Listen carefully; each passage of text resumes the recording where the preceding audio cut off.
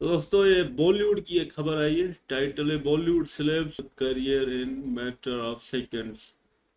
कुछ ही सेकंडों में बॉलीवुड वालों ने अपना करियर तबाह कर दिया। अभी वो कौन है, कैसे तबाह किया है, वो आपके साथ देखते हैं। To social. बॉलीवुड में हमने कितनी बार एक सेलिब्रिटी को ओवरनाइट सक्सेस पाते देखा है। कई एक्टर्स पहली फिल्म से ही फेमस हो जाते हैं तो कईयों को सालों साल लग जाते हैं। पर इन सब में कुछ ऐसे एक्टर्स भी हैं जिनका करियर बस कुछ सेकंड्स में ही डाउनफॉल पर चला गया। ये तो और इस वांटेड भाई वीडियो का में हम बेटा है। आपको उन्हीं कुछ सेलिब्रिटीज की कहानी बताएंगे। तो आपसे रिक्वेस्ट है कि इस वीडियो को आप एंड तक जरूर देखें। He said he was going to come here and he was going to kill me and I was going to regret this day. Among the many thousand bad words and expletives that he used. मतलब मैं एक बुरी बुरी बातों और गालियों का एक dictionary छपवा सकता हूँ उस एक कॉन्वर्सेशन के बाद। मंदाकिनी।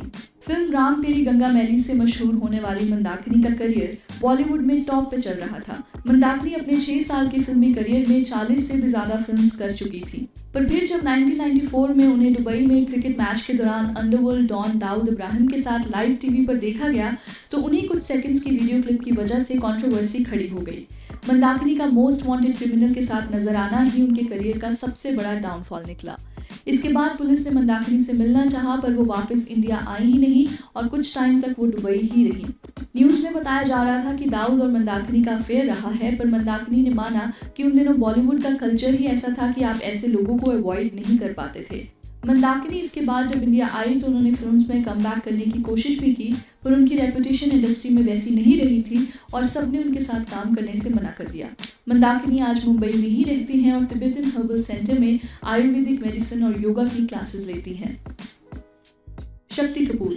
अपने कॉमेडी और नेगेटिव कैरेक्टर से जाने जाने वाले शक्ति कपूर एक वक्त पे बॉलीवुड के मोस्ट इन डिमांड एक्टर हुआ करते थे, पर 2005 में उन्हें एक स्टिंग ऑपरेशन में कास्टिंग काउच का दोषी पाया गया। तो फिर उसके बाद like then I have to meet producers. वो सब मैं करूँ, you know करोगे। My secretary will take you, rating. Nobody will touch you because I said it's better in this line to know one person than know 2,000 persons. That's very very true. See, Aishwarya met Subhash, Gane.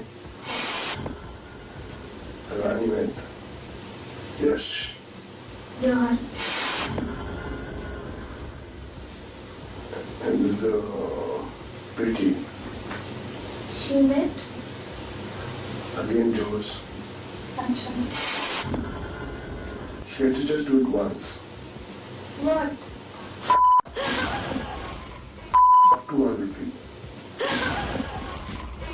Video में साफ देखा गया है कि कैसे Shakti Kapoor undercover reporter को casting couch के लिए मना रहे हैं और साथ ही साथ कई फेमस बॉलीवुड एक्ट्रेसेस जैसे रानी मुखर्जी, ऐश्वर्या और प्रीति जिंटा के एग्जाम्पल्स दे रहे हैं कि वो तीनों भी कास्टिंग काउच की वजह से ही एक्ट्रेसेस बनी हैं। जब ये स्टिंग ऑपरेशन टीवी पर आया उसके बाद ही शक्ति कपूर का करियर भी खत्म हो गया। कोई भी एस्टेब्लिश्ड एक्टर और प्रोडक्शन हाउसेस उनके साथ काम नहीं करना चाहते थे।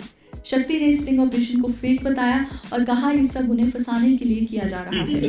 फिर कुछ सालों बाद उन्हें प्रियदर्शन और डेविड धवन ने अपनी फिल्म्स में कास्ट किया, पर उस स्टिंग ऑपरेशन के बाद से ही उन्हें कोई खास रोल नहीं मिले हैं। ममता कुलकर्णी। 90s की फेमस एक्ट्रेस ममता कुलकर्णी, जिन्हें कई ब्लॉकबस्टर फिल्म्स में देखा गया है, उनके करियर में भी डाउनफॉल तब आया जब उनका नाम विक्रम गोस्वामी से जोड़ा गया, जिनके अगेंस्ट ड्रग ट्रैफिकिंग के केसेस चल रहे थे। ममता अपने करियर के पीक पर थी और उन्हें इंडस्ट्री की टॉप एक्ट्रेसेस में गिना जाता था, पर विक्रम के साथ होने के लिए उन्होंने इंडिया और बॉलीवुड दोनों को ही अलविदा कर दिया। विक्रम को 15 साल की जेल भी हुई और ममता तब कीनिया सेटल हो चुकी थी। 2016 में ममता पे भी ड्रग ट्रैफिकिंग को लेकर मुंबई पुलिस ने केस किया, जिसके बाद उनके खिलाफ भी एक अरेस्ट वारंट निकला। ममता ने इसके रिप्लाई में कीनिया से ही एक इंटरव्यू दिया जिसमें उन्होंने अपने आप को इन सब चीज़ों से दूर बताया और कहा कि मैं अब एक साध्वी बन चुकी हूँ। Me being a yogini was giving up everything. I had no desire. Imagine if you're on the heights of your career, you live everything. You live the glamour. Glamour is tempting. But you leave all that to attend the God yourself. Spirituality in my meaning means ध्यान द्वारा आत्मा का परमात्मा से मिलन। पिता नैव मैं नैव माता न बंधन न पुत्रो न पुत्रम गुरु नैव शिष्यो चिदानंद रूपम शिवोहम शिवोहम। शाइनी आहूजा। फिल्म गैंगस्टर से पॉपुलर हुए शाइनी आहूजा को एक बहुत ही प्रॉमिसिंग एक्टर के तौर पे देखा जा रहा था और उन्हें कई क्रिटिकली एक्लेम्ड फिल्म्स में फीचर किया गया।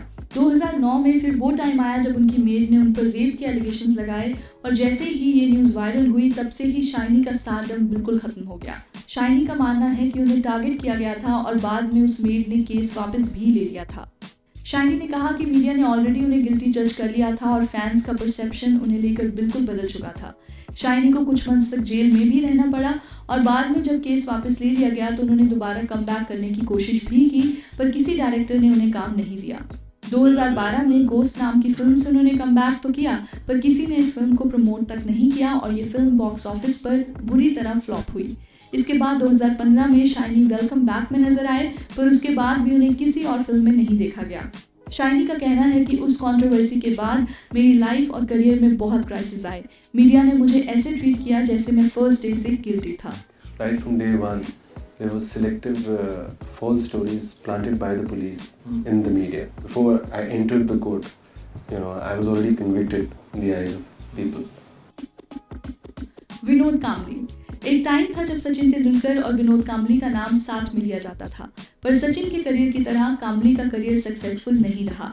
क्रिकेट से रिटायर होने के बाद उन्होंने मॉडलिंग से लेके एक्टिंग तक ट्राई की, पर वहां भी उन्हें कोई कामयाबी हाथ नहीं लगी।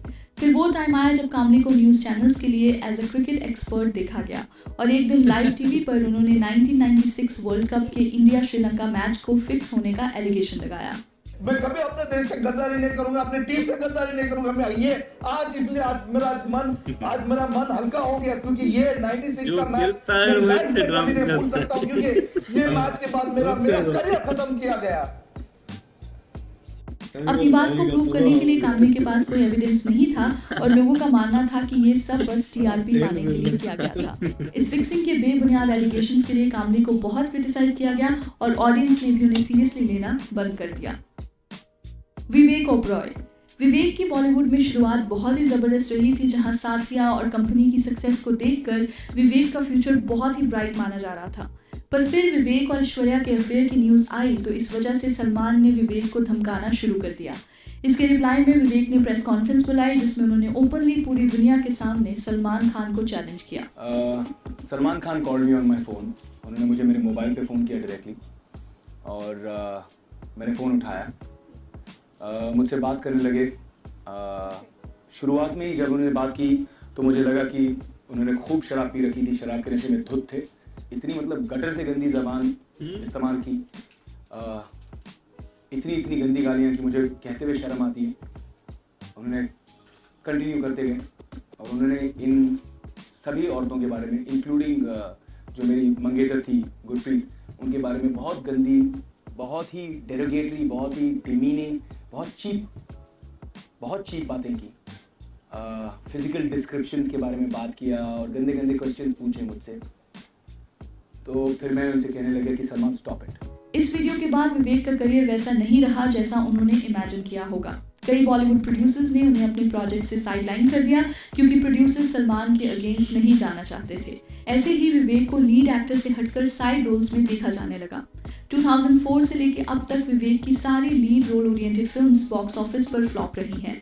विवेक ने भी कई इंटरव्यूज में कहा है कि उनका सलमान को ओपनली चैलेंज करना उनकी लाइफ की सबसे बड़ी गलती थी। पापॉन को सभी फैंस उनके आइकॉनिक गानों से जानते हैं, जहां उनका singing style main stream singer से बहुत ही अलग रहा है। पापॉन जब एक पॉपुलर आर्टिस्ट बन गए तो उन्हें द वॉइस इंडिया किड्स में एक जज के तौर पे भी सिलेक्ट किया गया, जो एक रियलिटी शो था। एक लाइव वीडियो में पापॉन बच्चों के साथ नजर आते हैं और इस वीडियो के अपलोड होने के बाद एक कंट्रोवर्सी शुरू हो गई। कई लोगों का मानना था कि पापॉन ने एक बच्चे को जबरदस्ती किस किया है, जो बिल्कुल गलत है। इस वीडियो को देखने के बाद चाइल्ड राइट्स कमीशन ने भी उन पे केस किया और इंडस्ट्री के कई म्यूजिक डायरेक्टर्स ने उनके साथ काम करने से मना कर दिया। इस कंट्रोवर्सी के बाद पापॉन को शो के जज की पोजीशन से हटाया गया और एसएल ग्रुप, जिनके अंडर सारे जी के चैनल्स आते हैं, उन्होंने पापॉन को लाइफ टाइम बैन कर दिया, जिसके बाद वो कभी इस चैनल के किसी भी शो का पार्ट नहीं बन पाएंगे। पॉपकॉर्न की ये कंट्रोवर्सी 2018 में हुई थी और पॉपकॉर्न का कहना था कि सभी लोग उन्हें गलत तरीके से जज कर रहे हैं। उनकी इंटेंशन बिल्कुल भी वैसी नहीं थी जैसा लोग वीडियो देखकर एज्यूम करने लगे। उस कंट्रोवर्सी के बाद पॉपकॉर्न को बहुत कम फिल्म्स में एज अ सिंगर फीचर किया गया है और आजकल वो लाइव शोज में ज्यादा एक्टिव नजर आते हैं। तो चलिए that's a wrap on this video. आप हमें इंस्टाग्राम, ट्विटर और फेसबुक पर भी फॉलो कर सकते हैं सोशल ऑफिशियल, जहां आपको हर तरह की फिल्म और एंटरटेनमेंट से जुड़ी अपडेट्स मिला करेंगी। ऐसी और भी इंटरेस्टिंग वीडियोस के लिए देखते रहिए सोशल, हर उस चीज़ के लिए जो आप जानना चाहते हैं। थैंक यू भाई हमें इंफॉर्मेशन देने के लिए। हमें भी पता चला बॉलीवुड में भी इस तरह भाई काम होते हैं, और अगर कोई एक्सपोज हो जाता है तो उसका बैन कर देते हैं, ख़त्म कर देते हैं। भाई इसको काम ही ना दो। मुझे तो भाईजान वाला केस थोड़ा इंटरेस्टिंग लगा। वहाँ पे वो काल वाला एक्टर था ना, वो उसको फ़ोन करके बोलता है भाईजान मुझे गालियाँ दे रहा है, और इससे मतलब इल्ज़ाम लगा रहा था भाईजान पे। लेकिन फिर बाद में ऐसे कान पकड़ के सॉरी बोल रहा है भाईजान से, मतलब झूठ बोल रहा था ना, तभी कान पकड़ रहे थे। और फिर भाईजान की वजह से वाट लग गई और भाई को काम ही नहीं मिल रहा।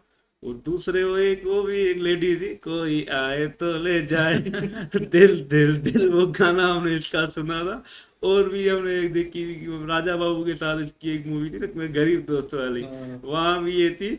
अभी लास्ट में ड्रग वग करके केस फिर बोलती है कि मैं अब साधु बन गई वही शिव जी का नाम लेके माफी मांग रही है। क्या चालाक लोग हैं। बड़े नोटंकी कर रहे हैं ना, ये भी साधु बन गई है, हमें भी हैरान हो गए, बड़ा काम कर रही है। तो वो भाईजान वाला तो भाई हम भी हैरान हो गए, माफी मांग रहा है स्टेज पे कान पकड़ के। हाँ गलत काम किया ना, इल्जाम लगाया, तो अभी देखो नंबर 1 हीरो 0 बन गया। भाई 0 तो बनेगा ना, ऐसा काम करेगा तो मीडिया वाले थोड़ी छोड़ेंगे। वो आका भाई में देखो ठरप्पन में आगे था, वो भी बोलता है मैं नहीं था। भाई इतने सारे एक्टरों का आपने नाम लिया है। वो दूसरा एक टकलू था, वो भी बोला था भाई 2016 में पता नहीं क्या वो पूरी भारत की टीम में फिक्सिंग की थी, उसी वजह से मैं रो रहा हूँ। भाई तू तो पूरे देश के ऊपर भाई कलंक है टकला। हमें ही देखकर गुस्सा आ गया। दूसरा ये भाईजान के ऊपर झक मार रहा था, वो भी बोलता है गालियां दे रहा था। तो ये तौबा क्यों कर रहा है भाई, झूठा है ना, तुम तो सारे मक्कार हो। कैमरा वाले छोड़ेंगे थोड़ी भाई, वो सच्चाई है ना। वो दूसरी वो लास्ट में ड्रग्स पर बैठ कर मतलब तौबा करे, बोलेगा भी हिंदू लोगों को बस ये नमन सुनाऊंगी तो लोग मुझे माफ कर देंगे। वाह वाह, पहले अच्छे से काम करो, सफाया करो, लास्ट में गले में पकड़ो तो बस तौबा करो, बस नमन पढ़कर शिव जी का नाम लेकर जान छुड़ाओ। कमाल कर दिया आपने भी, आज तौबा है मेरी भाई। ये वाला जो है ना कमाल का लगा, वो पॉपकॉर्न ने आराम पाई की ना, बड़ा आराम था। हाँ नाम नहीं देखो ना, पॉपकॉर्न। बच्चों को चूमता है साला, फिर कहता है मुझे ऐसे नहीं। और एक वो वाटेड भाई का बेटा भी था नशेड़ी, उसने भी रेप किया, फिर बोलता है नहीं, और रेप का केस वापस ले लिया उस लड़की ने। भाई बड़े झोल हैं आप बॉलीवुड में भाई।